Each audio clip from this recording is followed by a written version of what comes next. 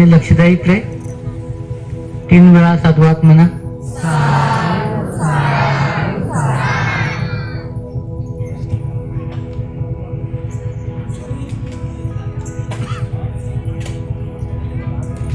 नालंदा बुद्धिविहार,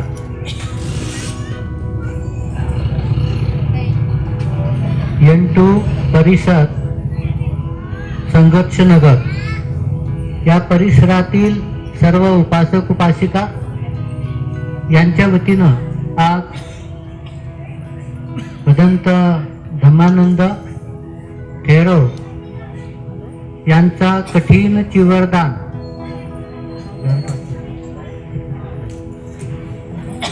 ग्रंथ वाचन समारंभ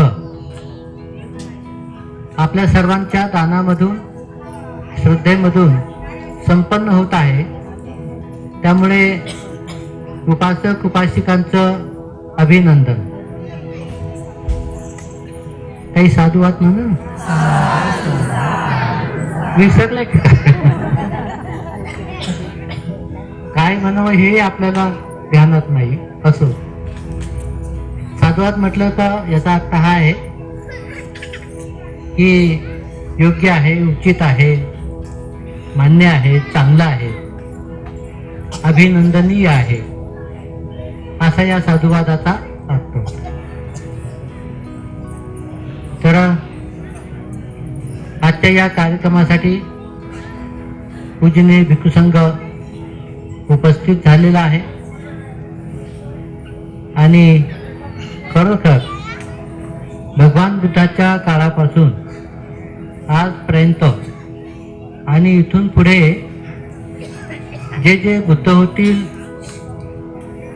जे जे उपासक उपासिका होतील, त्यांच्यामध्ये हे धम्माचं नातं असंच टिकून राहील, जे आज सुद्धा उपासक उपासिका आणि भिक्खू संघ यांच्यामध्ये जे धम्माचं नातं आहे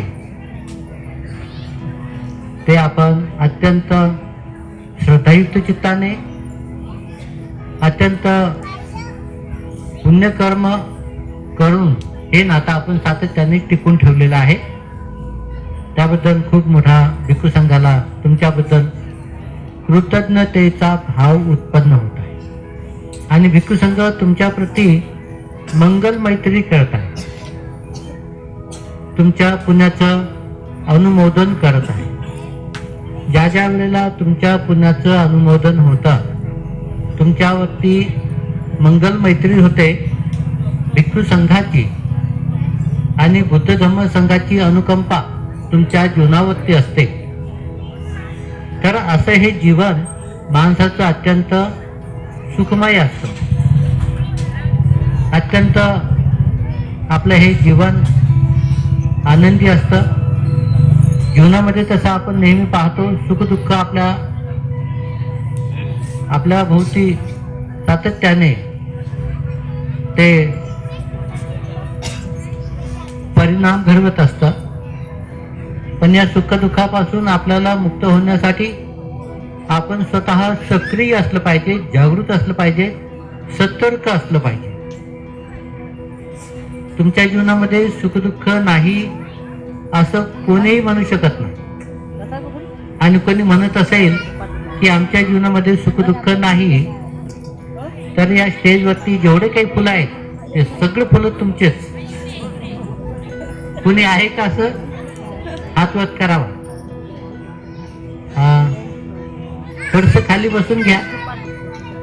इकडं लक्ष द्या, मी तुमच्यासाठी बोलत आहे. अन्यथा तुम्ही आतापर्यंत धम्मदेशना ऐकलेले भंतीजी लोकांची तुम्हाला वाटत असेल की आता पुरे झाली, माईक बंद होईल. ऐकायचं असेल तर बोलता येईल, ऐकायचं असेल तर थोडीशी शांतता तुमच्याकडून अपेक्षित आहे. आणि तुम्हाला शांत करण्यासाठी साधू साधू म्हणावं लागतं, तरी तुमच्या ध्यानात येतो. साधू साधू म्हटलं तरी आपली बडबड चालूच. असं होऊ नये. हे बौद्ध उपासक उपासिकांचे काय नियम नाही. जेथे जागा मिळेल तेथे शांत बसून घ्या. तुम्हाला जास्त वेळ बसायचं नसेल, थोडक्यात धम्मदेशना ऐका, त्यासाठी शांत बसा. आणि तुम्ही जेवढी गडबड कराल तेवढी माझी धम्मदेशना लांबेल पुढे, मग जास्तच गडबड होईल. तुम्हाला काय हवं आहे? भुका लागल्या असतील, आम्ही जेवण करून बसलो, आम्हाला काही चिंता नाही. तर त्यासाठी धम्मदेशना थोडक्यात ऐकायची असेल, सर्वांनी शांत बसावं अपेक्षा आहे. आपण स्वतः धम्मदेशना ऐकाल आणि बाकीच्यांना ऐकू द्या. ठीक आहे? हो की नाही? विश्वास करतो. तथागत सम्यक संबुद्ध, तथागतांचा सद्धम्म, तथागतांचा पावन पवित्र पूजनीय भिक्खू संघ आपल्या जीवनाचं महत्त्व आपल्याला समजून सांगून आपण मनुष्य आहोत याची जाणीव करून देणारे बोधिसत्व, भारतीय राज्यघटनेचे शिल्पकार डॉक्टर बाबासाहेब आंबेडकर, उपस्थित येथे सर्व श्रद्धावान उपासक उपासिका, आपल्या जीवनाचं दुःख आपण स्वतःच कमी केलं पाहिजे. आपली ही चेतना असली पाहिजे, आपली ही उद्देश ध्येय असलं पाहिजे आणि आपली ही जबाबदारी आहे. तुम्हाला जन्माला कोणी घातलं? तुम्ही स्वतःच आला आहे की नाही? स्वतः तुम्ही जन्म घेतला ना, का तुम्हाला कोणी आमंत्रण दिलं होतं? सांगा बरं. तुम्ही जन्म तुम्ही स्वतः घेतला की नाही? का तुम्हाला कोणी आमंत्रित केलं होतं? या तारखेला या ठिकाणी या आईवडिलाच्या पोटी जन्म घ्या म्हणून बोलवलं होतं? काही SMS पाठवला होता? काहीच नाही. मग तुम्ही स्वतः जन्म घेतला आणि तुमच्या जीवनामध्ये जे काही सुखदुःख तुम्ही अनुभवता ते सुखदुःख तुम्ही स्वतःच नष्ट केलं पाहिजे. ही तुमची जबाबदारी. माणसाच्या भूमीमध्ये जन्म घेतल्यानंतर तुमचं दुःख यानं कमी करावं, त्यानं कमी करावं, याचा आशीर्वाद लागावा, त्याचा आशीर्वाद लागावा, याची मदत व्हावी, त्याची मदत व्हावी, ही अपेक्षा जो माणूस बाळगतो तो परावलंबी होतो, तो दुसऱ्यावरती अवलंबून राहतो. आणि मग कोणी अशा बाबीमधून उपास तपास नवस करतो, याचा धावा करतो, त्याचा धावा करतो, पण कोणीच कोणाच्या उपयोगी येत नाही, कोणी कोणाचं दुःख कमी करत नाही. याचा अनुभव तुम्ही स्वतः घेतलेला आहे. जन्मल्यापासून तुमच्या आई वडिलांनी घेतला, तुमचे आजोबा पंजोबांनी घेतला, आणि जसं मागच्या लोकांनी घेतला तसे पुढचे लोक घेत आहेत. तुमचे मुलं बाळ, तुमचे नातू पंतू, हे सुद्धा तेच अनुभव घेत आहेत. थोडे लेकरं शांत करा. हे प्रवचन लेकरासाठी नाहीये, फक्त तुमच्यासाठी. आणि लेकरं गडबड करून तुमची एवढं मोठं नुकसान करतील, स्वतःही ऐकत नाही, तुम्हाला ऐकू देत.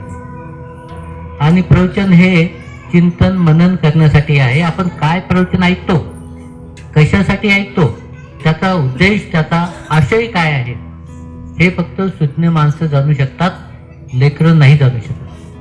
त्यामुळे ज्यांच्याकडे लेकरं आहेत त्यांनी आपापल्या लेकराचं तोंड शांत करा. कसं करावं शांत? एक तर हात ठेवावा, नाही तर शांतपणे उठून बाहेर निघून जा. दोनच मार्ग आहे. तर थोडंसं ध्यान. आपल्या जीवनाचं दुःख आपल्याला स्वतःलाच कमी करावं लागतं. आणि प्रत्येकाच्या जीवनामध्ये दुःख आहेच. कोणीही असो, किती श्रीमंत असो, किती सशक्त असो, कितीही सुंदर असो, कितीही धनवान असो, प्रत्येकाला हे दुःख आहे. आणि याच्या उलट कितीही गरीब असो, कितीही दुर्बल असो, कितीही अशक्त असो, त्याच्याही जीवनामध्ये दुःख आहेच. म्हणजे प्रत्येकाच्या जीवनामध्ये दुःख आहे आणि प्रत्येकाच्या जीवनाचं दुःख आपण स्वतःचं दुःख कमी केलं पाहिजे. ती जबाबदारी आपण स्वीकारली पाहिजे. माणसाच्या भूमीमध्ये जन्म घेतल्यानंतर माणसाचं एक ध्येय असतं की मी दुःखापासून मुक्त व्हावं, मी सुखी व्हावा, मी दीर्घायुषी व्हावा, मी निरोगी व्हावा आणि मी चिंतारहित व्हावा, शत्रुरहित व्हावा. असं प्रत्येकाचं ध्येय उद्देश ठेवूनच हा माणूस जीवन जगतो. यासाठी भगवान बुद्ध सांगतात, तुम्ही जे काही कर्म करता तुमच्या कर्मामधून म्हणजे कृतीमधून काय उत्पन्न होते? कर्म उत्पन्न होतात आणि कर्मामधून काय विपाक बनते? त्याचं फळ बनते, त्याचं विपाक बनते, कर्माचे फळ मिळतात. आणि सूत्र काय आहे सुखदुःखाचं? जसे कर्म तसं फळ. कर्म करणारा माणूस, भोगणारा माणूस, एवढं सत्य भगवान बुद्धाच्या शिकवणुकीमध्ये या सर्व मानवाला आहे. एकही माणूस मनुष्याच्या भूमीतला या तत्वापासून सुटलेला नाही. काय? जसे कर्म तसं फळ, जशी फळं तसे त्याचे परिणाम. आणि कर्म करणारा माणूस, भोगणारा माणूस. मग हे कर्म करणारा माणूस आहे आणि भोगणाराही माणूस आहे. मग तुम्ही जसे कर्म केले तसं फळ तुम्हाला मिळतं आणि तुमच्या त्या कर्मापासून तुमचा बचाव, तुमची सुटका, तुमचा कोणी दाता आहे का तुम्हाला त्या कर्मापासून तुमच्या सुटका करणारा कोणी आहे का? तुम्ही म्हणाल की आमचे आई वडील आहेत, त्यांनी आम्हाला जन्म दिला, ते आम्हाला आमच्या दुःखापासून मुक्त करते. आमचे गुरुजन आहे, आमचे साधू संत महापुरुष आहेत, ते आम्हाला दुःखापासून मुक्त करते. असं कधी कधी आपल्याला वाटतं. पण बुद्ध सांगतात हे सगळं चूक आहे. हे सगळं चूक आहे. चूक आहे म्हणजे याचा अर्थ काय? बुद्ध तुम्हाला जागृत करतात. तुम्ही झोपलेल्या अवस्थेमध्ये आहात. तुमच्यामध्ये जी काही अंधविश्वास, कर्मकांड, अंधश्रद्धा जी आहे त्याच्यापासून बुद्ध तुम्हाला जागृत करतात. तुम्ही स्वतः जबाबदार आहात प्रत्येक कृतीसाठी, तुमच्या विचारासाठी, तुमच्या कर्मासाठी आणि त्यापासून मिळणाऱ्या फळासाठी. एवढं सत्य बुद्धाशिवाय या जगामध्ये कोणीही सांगू शकत नाही आणि कोणी सांगण्याचा प्रयत्न केला नाही आणि कोणीही हे सत्य सांगून आपलं महत्व कमी करू इच्छित नाही. असं जे काही साधू संत थोर महात्मे झाले त्यांनी हेच केलं. आपलं वर्चस्व, आपलं महत्व, आपली किंमत आपल्या भक्तगणामधून कमी नाही झाली पाहिजे म्हणून त्यांनी या गोष्टीचा कधी उकल केला नाही. त्यांनाही कदाचित ही गोष्ट समजली नसेल, तो भाग वेगळा, पण त्यांनी सांगण्याचा कधी प्रयत्न केला नाही. आणि हीच गोष्ट भगवान बुद्धाने सर्वांच्या वरची गोष्ट तुम्हाला सांगितली. येथे या ठिकाणी भगवान बुद्धाचा सांगण्याचा उद्देश काय आहे? जे काही तुमच्या मनामध्ये अंधश्रद्धा, अंधविश्वास, कर्मकांड, भय, भीती, चिंता उत्पन्न होते, कशामुळं? तुमच्या कर्माच्या विपाकामुळं, तुमच्या कर्माचं जे फळ मिळतं त्यामुळं. काहीतरी आधार असावा म्हणून त्यांनी अस्तित्व स्वतःचं निर्माण केलं आणि तुम्हाला सांगितलं, जर तुम्ही माझ्यावरती विश्वास ठेवला तर मी तुम्हाला कुठे नेईल? वर नेईल. वर म्हणजे कुठं? हे पेंडलच्या वर. मी तुम्हाला वर नेईल. आणि विश्वास नाही ठेवला तर तुम्ही कुठे जासाल? खाली जासाल. म्हणजे खाली कुठून वर कुठं तुम्हाला समजलं असेल आणि नसेलही समजलं, स्पष्ट शब्दात सांगतो. तुम्ही जर माझ्यावरती विश्वास ठेवला, माझं मत मान्य केलं, माझा विचार स्वीकारला, माझ्यावरती श्रद्धा ठेवली, तर मी तुम्हाला कुठे नेईल? स्वर्गामध्ये नेईल. आणि माझं ऐकलं नाही, माझ्या विरोधात तुम्ही वागलात, तर तुम्ही कुठे जासाल? नरकामध्ये जासाल. म्हणजे वर नेण्याची आणि खाली नेण्याची जबाबदारी याचीच. हा कोण आणि तुम्ही कोण? काही नातं गोतं काही आहे का? काही ओळख, काही नाव गाव, काही ठाव ठिकाणं काही त्यात आणि तुमचा काही आहे का? नाही. तरी पण तुमची विचाराची नाळ तुम्ही त्याला जोडता. तो म्हणजे कोण? तोच. समजून घ्या. ठीक आहे. तर या अंधश्रद्धेपासून, या भीतीपासून, या कर्मकांडापासून तुम्हाला वाचविण्याचा, तुम्हाला जागृत करण्याचा प्रयत्न फक्त बुद्धाने केलेला आहे. बुद्ध काय म्हणतात? तुम्ही तुमचे कर्म, त्याचं विपाक आणि ते भोगणारे फक्त तुम्ही आणि तुम्हीच आहात. तर येथे आपली श्रद्धा असावी. कशावर? बघा, श्रद्धा कशावरती असावी ते थोडक्यात सांगत आहे. आणि बुद्धाने हे का सांगितलं ते पण तुम्हाला शेवटी कळेल. आपली श्रद्धा कशावरती असावी? कोण सांगेल? आपल्या कर्मावरती असावी. आपले जे कर्म आहे त्या कर्मावरती आपली श्रद्धा असावी. त्या कर्माचं जे विपाक मिळतं, फळ मिळतं, त्याच्यावरती आपली श्रद्धा असावी. ते कर्माचं फळ भोगणारे आपण स्वतः आहोत याची जाणीव आपल्याला असावी. येथे अंधश्रद्धा, अंधविश्वास, कर्मकांड, भय, भीती, चिंता, दुःख, शोक होतो का? होतोय का? निर्माण होतो का? नाही होत. म्हणजे हा प्रबुद्ध लोकांचा विचार आहे. जे ज्ञानी आहेत, पंडित आहेत, हुशार आहेत, तज्ञ आहेत, विचारी आहेत, त्यांच्यासाठी हा विचार आहे. पण जे ज्यांच्या मनामध्ये भय आहे, भीती आहे, चिंता आहे, पुन्हा लालच आहे, लोभ आहे, अशा लोकांसाठी हा बुद्धाचा विचार आहे. आता जिथे देव उत्पन्न होतो, देव उत्पन्न केला जातो, मग त्या देवाच्या भोवती सगळं काही फिरतं. दुःख, सुख कोण उत्पन्न केलं? त्यानंच उत्पन्न केलं. सुखाकडे नेणारा, अधोगतीकडे नेणारा, दुःखापासून वाचवणारा तोच आहे. म्हणजे तुमच्या कर्माला इथे शून्य किंमत झाली. तुम्ही कोणतेही कर्म केले, चांगले किंवा वाईट, त्याचा काहीही परिणाम तुम्हाला स्वतःला भोगावा लागत नाही. कारण त्याचे सगळे फळं तो देवच तुम्हाला देतो. भगवान बुद्धांनी इथे जागृत केलं की तुमचे कर्म जसे असतील तसे तुम्हाला फळं मिळतील. जसे तुम्ही कर्म कराल तशी त्याची फळं तुम्हाला मिळतात. कर्म करणारे तुम्ही आणि त्याचं फळ भोगणारे तुम्ही. येथे कसल्याही प्रकारची अंधश्रद्धा, अंधविश्वास, कर्मकांड उत्पन्न होत नाही.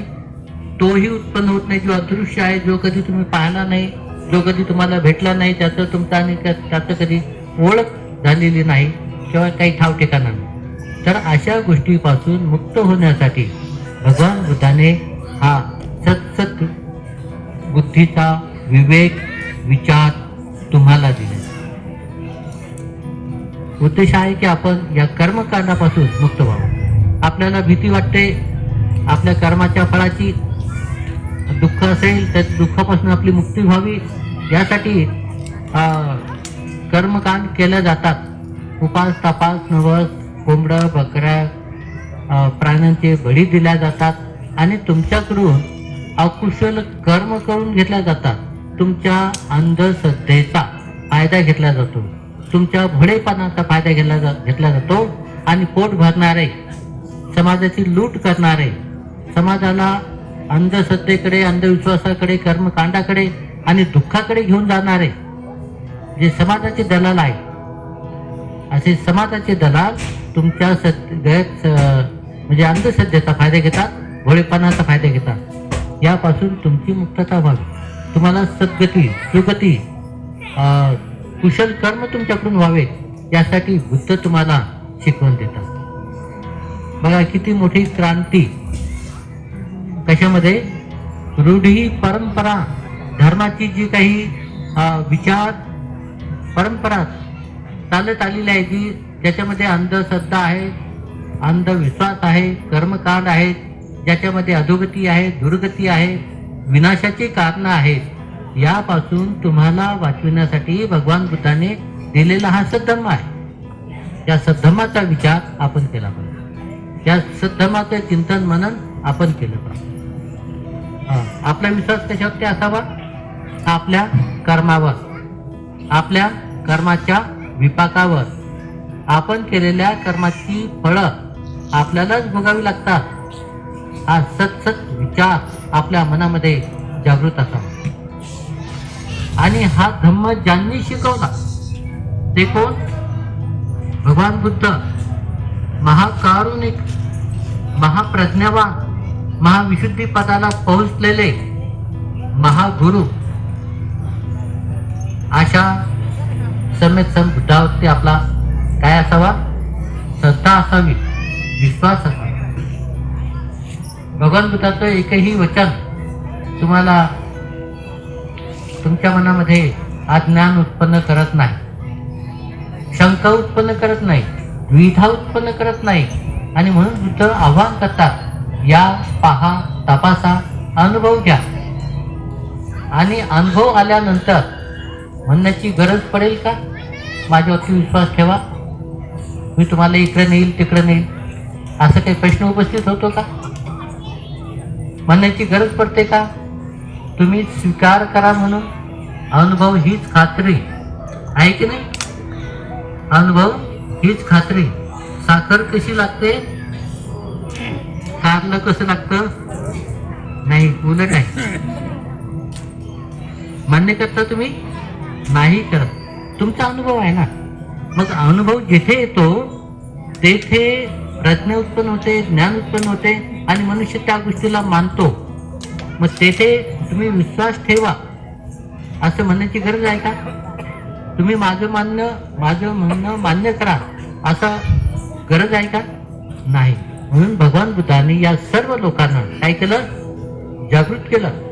जे झोपलेले होते त्यांना जागृत केलं. त्यांच्या डोळ्यामध्ये जे काही धूळ बसलेली होती अज्ञानाची, ती त्यांनी नष्ट केली. असा तथागतांचा सम्यक विचार सद्धम्म ज्ञानी माणसासाठी आहे, बुद्धिवान माणसासाठी आहे. आणि म्हणून भगवान बुद्धाचा धम्म अत्यंत विचारपूर्वक, अत्यंत शून्यपणे आपण जाणून घेतला पाहिजे, समजला पाहिजे, आचरण केलं पाहिजे, आणि त्याचा फायदा आपण स्वतः केला पाहिजे. मग जर तुम्ही तथागतांच्या सद्धम्मानुसार आचरण केलं, त्याचा अनुभव घेतला, तर तुम्ही दुःखापासून मुक्त व्हाल की नाही, व्हाल किंवा नाही व्हाल.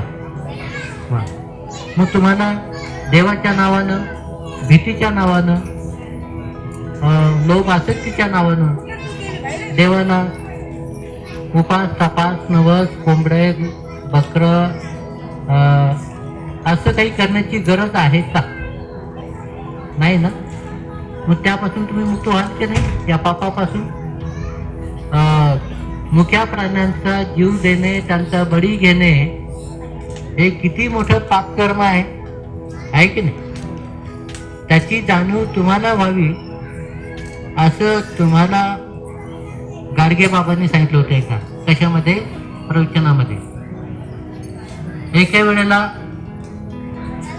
असंच नवस फेडणं चालू होतं. वेगळे वेगळे जनावरं त्या ठिकाणी आणले होते, बकरं आणले होते, कोंबड्या आणल्या होत्या, आणि कोणता तरी देव होता. त्या देवापुढं हे लोक ते बकरं कापत होते, कोंबड्या कापत होते, बाकीचे प्राणी कापत होते. गाडगे बाबा तिथे गेले आणि ते म्हणाले, हे काय करायला लागले तुम्ही. म्हणे उपास केले, नवस केला, तो नवस फेडत आहो. कशाच्या माध्यमाने, या प्राण्याचा बळी देऊ. तर गाडगे बाबा म्हणतात, अरे तुम्ही या मोठ्या प्राण्यांचा जीव देता, या प्राण्यांना भाषा असती तर हे काय म्हटले असते तुम्हाला, त्यांनी मान्य केलं असतं का? मग गाडगे बाबा आणखी त्यांना म्हणतात, याच्या ठिकाणी तुमचा नवस साकार होण्यासाठी, देव प्रसन्न होण्यासाठी, तुमच्यावरती चांगली कृपा होण्यासाठी तुम्ही जर तुमचा जे काही मुलं आहेत त्याच्यापैकी एकच मुलगा इथं आणून कापा, सगळ्यात जास्त देव तुम्हालाच प्रसन्न होईल. कारण की तुमचा स्वतःचा मुलगा तुम्ही इथं कापला, देव किती मोठा आशीर्वाद देईल तुम्हाला. कापा आणून. एकही पुरा आला नाही. आता काय केलं, 4-4, 5-5 लेकरं असतील, पण एकही घेऊन पुरा आला नाही आणि एकाने तसा नवस फेडला नाही. मग तुम्ही माणसं असो, एवढी बुद्धिमत्ता तुमची चालत नाही का? आपला सजीव, आपला लेकरू, आपला मूल, आपण त्याची जोपासना करतो. या प्राण्याची जोपासना कोणी करावी? त्यांचं संगोपन कोणी करावं? त्यांचं लालन पालन कोणी करावं? तुम्ही माणसं आहात तर तुमच्यामध्ये मैत्री आहे, करुणा आहे, दया आहे, प्रेम आहे, सद्भावना आहे, दुःखापासून मुक्त करण्याची कुशल चेतना आहे. हे सर्व सद्गुण तुमच्यामध्ये असताना तुम्ही एकाही सद्गुणाचा वापर करत नाही. तुम्ही त्या पशुपेक्षाही कशा आहात, गेलेले आहात. पशु तरी एखाद्या वेळेला तुमची हिंसा करत नाही, तुमचा वध करत नाही आणि तुम्ही त्यांचा वध करता. तर अशा प्रकारे गाडगे बाबा त्यांना सांगतात, हा दगडाचा देव ज्याच्या पुढे तुम्ही हे प्राणी कापता, त्याला उचलल्याशिवाय इकडे तिकडे हलत नाही, त्याच्यावरती पाणी टाकल्याशिवाय त्याची आंघोळ होत नाही, किंवा त्याला फुलं मेणबत्ती लावल्याशिवाय त्याची पूजा होत नाही. आणि अशा दगडाच्या देवापुढं तुम्ही एवढे मोठे वाईट कर्म करता. तुमची बुद्धी ही ज्ञानी माणसाची नाही. तुमच्या डोक्यामध्ये ज्ञानी माणसाचं वचन बसत नाही, समजत नाही, कळत नाही. त्याचे कारण तुमच्या डोक्यामध्ये माणसाची बुद्धी नाही, दगड आहे, दगड भरलेला आहे. ज्ञानी माणसाचं डोकं कुठं झुकतं? बुद्धिवान माणसापुढे. पण अज्ञानी माणसाचं डोकं कुठं झुकतं? त्या दगडापुढे. अशा पद्धतीनं अत्यंत काय म्हणता येईल, कुठेही शाळा न शिकलेले, कोणताही क ख ग न शिकलेले असे गाडगे बाबा तुम्हाला प्रवचनामध्ये सांगून तुम्हाला बुद्धिवान बनवतात. ही विद्या त्यांनी कुठे शिकली? ही विद्या त्यांनी बुद्धाकडून शिकली. जेवढे काही साधू संत महंत आहेत, जे उच्च कोटीचं अत्यंत तात्विक असं धम्मदेशना देतात किंवा उपदेश करतात आणि माणसाला दुःखापासून मुक्त करण्याचं कारण सांगतात, उपाय सांगतात, असे सर्व हे जे महापुरुष आहेत, तर हे भगवान बुद्धाच्या शिकवणीने प्रभावित झालेले आहे. आणि म्हणून आपणही भगवान बुद्धाचा धम्म आहे तो तसा समजून घेतला पाहिजे आणि आपलं अज्ञान, आपलं कर्मकांड यापासून आपली मुक्ती केली पाहिजे. आपण पुण्यकर्म केलं, कुशल कर्म केले तर पुण्यकर्माचं फळ काय? काय मिळतं? सुख, शांती, आनंद, समाधान, सुगती आणि शेवटी मुक्ती. पण वाईट कर्म केले, पाप कर्म केले तर फळ काय मिळतं? दुःख, शोक, संताप, चिंता, भय, भीती, अधोगती, दुर्गती आणि शेवटी विनाश. मग तुम्हाला कोणत्या मार्गाने जायचंय? विनाशाच्या मार्गाने का मुक्तीच्या मार्गाने? हा, मुक्तीच्या मार्गाने जायचं असेल तर बुद्धाचा धम्म शिकून घ्या, बुद्धाच्या धर्मानुसार आचरण करा की ज्याच्यामध्ये बुद्ध शील, समाधी आणि प्रज्ञा या 3 तत्वाचं काय करतात? विश्लेषण करून तुमच्यासाठी एक जीवनाचा उत्कर्ष करण्यासाठी आदर्श असा धम्म शिकवतात. आता प्रवचन जास्त लांबवत नाही, कारण तुम्ही आता एकाग्र झालेला आहात, त्यामुळे थोडक्यातच सांगतो. शील म्हणजे काय?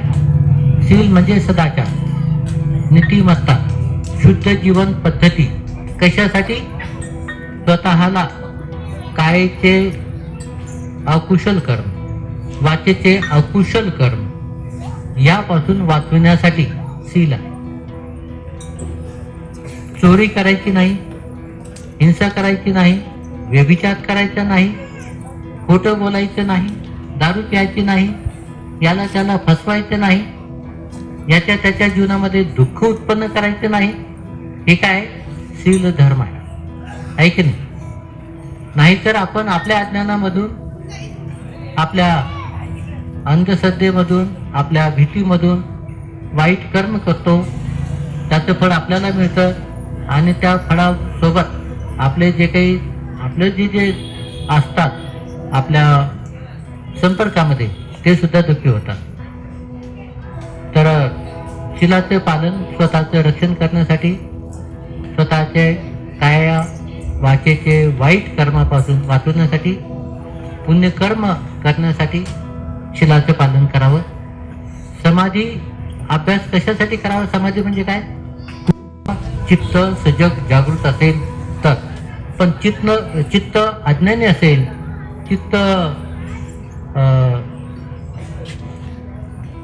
कर्मकांडामध्ये गुंतलेलं असेल तर सगळे वाईट कर्म होतात. म्हणून आपल्यामध्ये जे काही क्लेश आहेत, विकार आहेत, कुठं असतात? ते मनामध्ये असतात. या मनाची शुद्धता करण्यासाठी काय आहे? समाधी आहे. आणि सगळा अहंकार, गर्व, अज्ञान नष्ट करण्यासाठी काय आहे? भगवान बुद्धाने शिकवलेली प्रज्ञा आहे.